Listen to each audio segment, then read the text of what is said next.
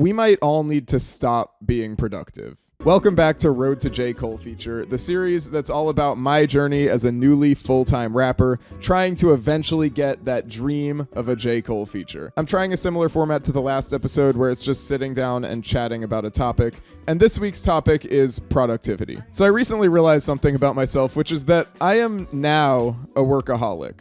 And this is like the first time in my life that that's been the case. When I was a kid all the way through high school, I was naturally pretty good at school, so I didn't need to put in like a ton of hours to get good grades. I was still like pretty much a straight A student throughout high school. I always felt like school was important, but it wasn't the only important thing in my life. You know, I wasn't staying up past midnight to do homework. I was spending a lot of time doing hobbies and things like that. And the same thing was the case in college, but to an even higher extreme. In college, I was not a straight A student. I had the mindset of C's get degrees, and I really spent a lot of time in college focusing on friends and music and Rubik's Cubes and Kirby and things like that. And then when I actually entered the working world, it became extremely evident to me that I was not a workaholic. You know, I was really more focused on my music than I was on my job at any given time. I couldn't wait till it was time to sign off from work and go eat dinner or go work on music or whatever it may be. So the term workaholic never felt like it applied to me. I was not focused on my work or my school to the extent that a workaholic usually is.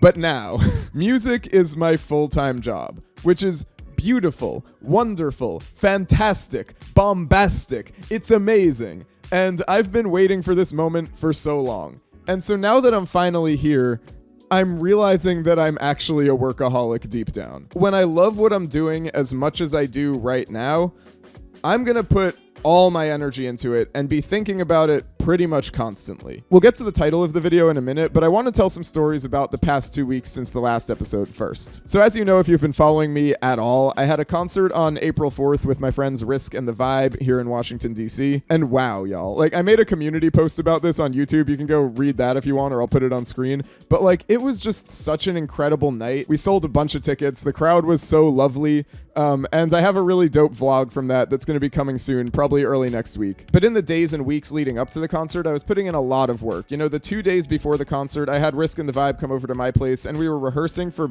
probably like at least 6 hours every day. It was intense. Like, we were going hard for this concert. And I knew that this concert was going to be a big one, so in advance, I actually planned a little bit of travel for myself after the concert. I hit up New Jersey, New York, and Boston to see friends and family, and it was a really fun week. But here's where we get to the title of the video.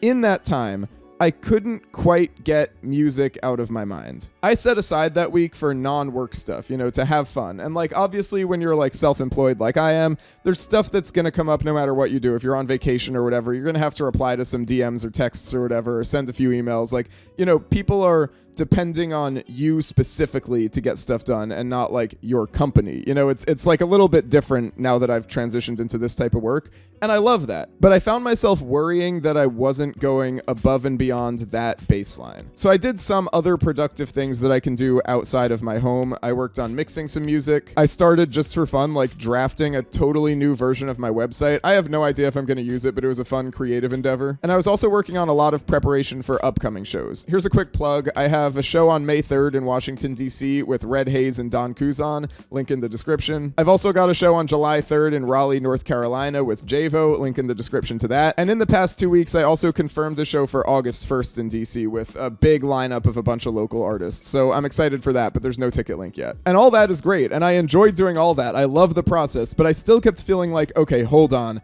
I'm basically like MIA on all social media. Like, I haven't posted on Instagram or YouTube or TikTok, which I hate, by the way, but I haven't posted there either. And I was just feeling like, oh no, am I gonna lose all the momentum I had with my last video and stuff like that? And that thought is what takes us to the title of this video, Stop Being Productive. Look, it's good to be productive, especially when you're running your own business. Like, if it's just you. Like, right now, DG the artist is just me. If I drop dead right now, DG the artist is not getting anything done after that. So productivity is good, but there's a limit. There's a balance. Like, there are certain times where there are only certain things you can do. You know, when I'm out of my house, I don't have my computer that I use for editing. And so therefore, I can't edit and post YouTube videos. And if I don't have any YouTube videos in the backlog, there's nothing I can do about it, which is fine. You know, that's okay. Anybody watching this video I know you're totally fine if I don't post for 2 weeks. Maybe you'll cry a little bit, in which case I appreciate the support. But I highly doubt it. I think you're gonna be okay. And the thing that I'm trying so hard to remind myself is that when I was working a tech job, I was always reminding myself, hey, if you don't hit this deadline, it's okay. Don't stress about it. And I see my wife working at her job, which she loves, and she considers herself a workaholic because of how much she loves her job. And when I see her stressed out about deadlines and stuff, I'm always telling her, hey, you're gonna be okay. You know, people can wait if they need to. It's not that big a deal. I know it's hard, but it's like, you know, missing a deadline happens. It's going to be okay in the end. But I struggle to give myself that grace. And that's something that I really want to work on as I continue as a full-time rapper. Because there are going to be times where I'm out of town. I go up to New Jersey to see my family all the time. And I can't really edit videos there, and I don't necessarily want to. Like, it's good to have a little break from this, you know? And like I mentioned, there are so many other things I can be working on outside of videos and recording music, which are the main things that I have to do, like, right here in this room. I can work on my concert set lists, or my lighting riders for concerts, or reach out to venues, or reach out to other artists to collaborate with, or even mix my music. I can do that on this laptop, you know? Like, there's a lot that I can still do and still be somewhat productive, even if I'm not operating at 100% like I usually am. So the title of this video is not clickbait. It's a reminder to me and anybody like me who is a workaholic in their own endeavors that sometimes it's okay to stop being productive. You know, just take some time off, go outside, enjoy life. With that, let's take a look at the stats for the past 2 weeks. And what's really interesting is, even though I basically fell off the face of the earth for the past 2 weeks from like a social media perspective, all of my social media is still growing, which is so awesome to see. Spotify has been doing particularly well lately. I've been seeing a lot more streams than usual coming in. The monthly listeners haven't gone up a ton, but the streams have, which is telling me that the monthly listeners I do have are becoming more dedicated to the music and really streaming it, which is great to hear. If you want to help get the stats up for next week, Instagram, Spotify, YouTube, you know what to do. Stream the music, watch the videos, follow me everywhere. It helps. And finally, let's move on to this week's shoutout. This week's shoutout goes to Javo. Javo is an up-and-coming pop and sometimes rap artist who makes really, really high quality music. When I listened to him for the first time, I was just like, oh, this is polished. Like, it's really good from a technical perspective,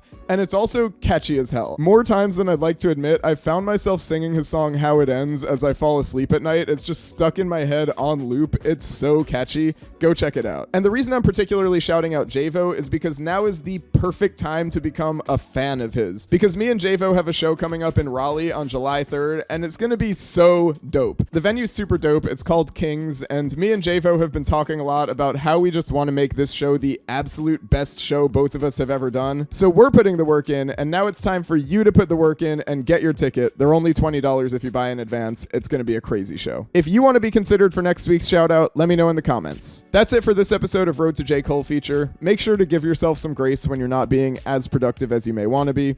Thanks for watching, and I'll see you in the next video.